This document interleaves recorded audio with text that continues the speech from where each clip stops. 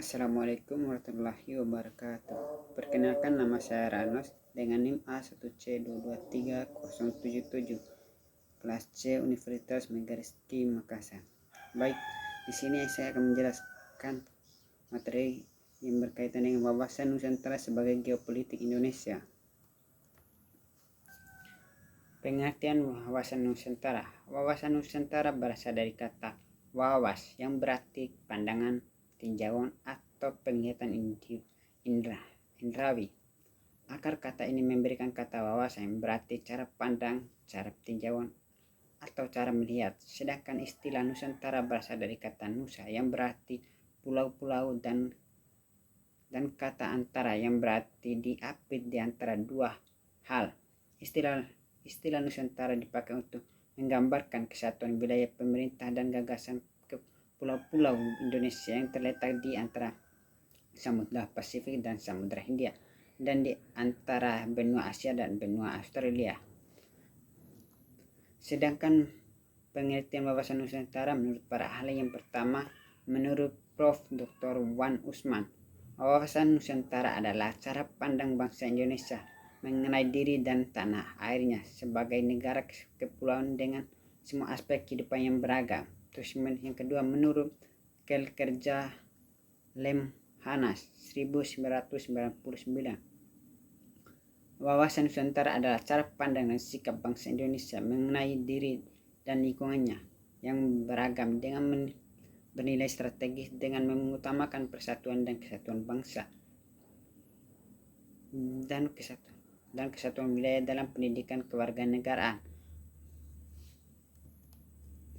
Kedudukan wawasan Nusantara. Yang pertama, wawasan Nusantara sebagai wawasan nasional. Bangsa Indonesia merupakan ajaran yang diyakini kebenarannya oleh seluruh rakyat agar tidak terjadi penyesatan dan penyimpangan dalam upaya menciptakan serta mewujudkan cita-cita dan tujuan nasional. Terus yang kedua, wawasan Nusantara dalam paradigma nasional dapat dilihat dari stratifikasinya sebagai berikut. Yang pertama, Pancasila sebagai falsafat, ideologi bangsa dan dasar negara berkedudukan sebagai indil.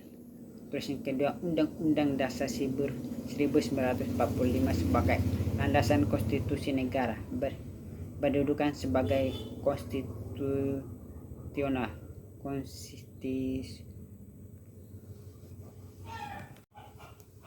Terus yang kedua, Undang-Undang Dasar 1945 sebagai landasan konstitusi negara berkedudukan sebagai konstitusional. Terus yang ketiga, wawasan Nusantara visi nasional berkedudukan sebagai landasan visional pendidikan kewarganegaraan. Terus yang keempat, ketahanan nasional sebagai konsepsi nasional atau sebagai kebijakan nasional berkedudukan sebagai landasan operasional. Latar belakang wawasan Nusantara. Wawasan Nusantara sebagai geopolitik Indonesia dikembangkan berdasarkan latar belakang filosofi sebagai berikut. Yang pertama, falsafah Pancasila. Wawasan Nusantara dikembangkan berdasarkan falsafah Pancasila yang mengandung nilai-nilai keimanan dan ketakwaan, keadilan, keberadaan.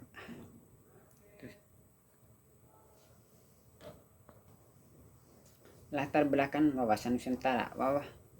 Wawasan Nusantara sebagai geopolitik Indonesia dikembangkan berdasarkan latar belakang filosofi sebagai berikut. Yang pertama, falsafah Pancasila. Wawasan Nusantara dikembangkan berdasarkan falsafah Pancasila yang mengandung nilai-nilai keimanan dan ketakwaan, keadilan, keberadaban, persatuan dan kesatuan, musyawarah untuk menciptakan mufakat serta kesejahteraan guna menciptakan suasana damai dan tentram menuju kebahagiaan dan keberlangsungan hidup bangsa dan negara Indonesia dari generasi ke generasi. Terus yang kedua, aspek kewilayahan Nusantara. Kondisi objektif geografis Indonesia terletak pada posisi silang yang sangat strategis dan memiliki karakteristik yang berbeda dengan negara lain. Lanjut. Terus yang ketiga, aspek sosial dan budaya. Wawasan Nusantara juga dikembangkan berdasarkan kondisi objektif bangsa Indonesia yang beraneka ragam, budaya, adat, istiadat, agama, dan bahasa, serta sistem masyarakat dan organisasi kemasyarakatan. Terus yang keempat, aspek kesejarahan. Bangsa Indonesia lahir di atas perjalanan sejarah yang sangat panjang, sedangkan semangat kebangsaan untuk menjadi bangsa merdeka ditandai dengan lahirnya organisasi Budi Utomo. Proklamasi 17 Agustus 1945 merupakan buah dari perjuangan yang dilandasi semangat tersebut. Oleh karena itu, kebangsaan yang telah dibangun susah payah oleh generasi terdahulu seharusnya dapat tetap dipelihara dan dipertahankan oleh generasi saat ini. Perwujudan wawasan Nusantara.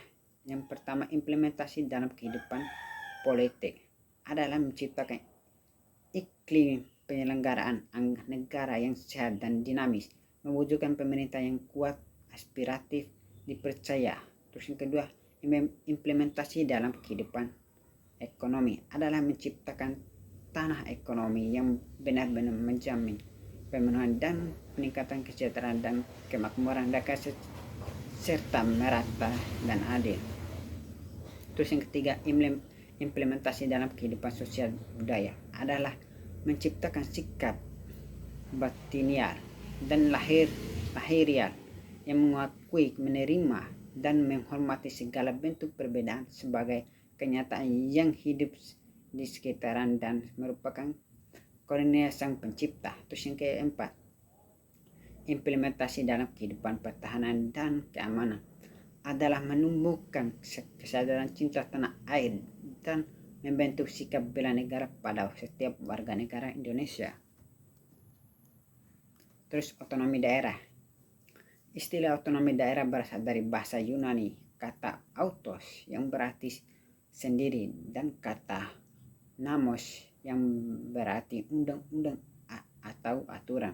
Beberapa pendapat ahli yang dikutip Abdurrahman 1997 mengemukakan bahwa yang pertama, menurut Sugeng Istianto mengartikan otonomi daerah sebagai hak dan wewenang untuk mengatur dan mengurus rumah tangga daerah. Terus yang kedua, menurut Ateng Sarifuddin mengemukakan bahwa otonomi daerah mempunyai makna kebebasan atau kemandirian tetapi bukan kemerdekaan. Kebebasan yang terbatas atau kemandirian itu terwujud pemberian kesempatan yang harus dipertanggungjawabkan. Lepas dari itu, pendapat beberapa ahli yang telah dikemukakan di atas dalam Undang-Undang Nomor 32 Tahun 2004 dinyatakan bahwa otonomi daerah adalah kewenangan daerah untuk mengatur dan mengurus kepentingan masyarakat setempat menurut prakarsa sendiri, berdasarkan aspirasi masyarakat dalam Ikatan Negara Kesatuan Republik Indonesia. Bila dikaji lebih jauh, isi dan jiwa Undang-Undang Nomor 23 Tahun 2004, maka otonomi daerah mempunyai arti bahwa daerah harus mampu, yang pertama, berinisiatif sendiri. Terus yang kedua, membuat peraturan sendiri atau perda. Terus yang ketiga, menganalisis sumber-sumber keuangan sendiri. Terus yang keempat, memiliki alat pelaksanaan baik personil maupun sarana dan prasarana. Terus adapun aspek otonomi daerah, bahwa otonomi daerah pada prinsipnya mempunyai 3 aspek. Yang pertama, aspek dan kewenangan untuk mengatur dan mengurus rumah tangga sendiri. Terus yang kedua, aspek kewajiban untuk tetap mengikuti peraturan dan ketentuan dari pemerintah di atasnya serta tetap berada dalam satuan kerangka pemerintahan nasional. Terus yang ketiga, aspek kemandirian dalam pengelolaan keuangan baik dari biaya sebagai pelimpahan kewenangan dan pelaksanaan kewajiban, juga terutama kemampuan menganalisis sumber pembiayaan sendiri. Mungkin itu saja video pembelajaran dari saya. Bila ada kekurangan, saya mohon maaf. Wassalamualaikum warahmatullahi wabarakatuh. Terima kasih.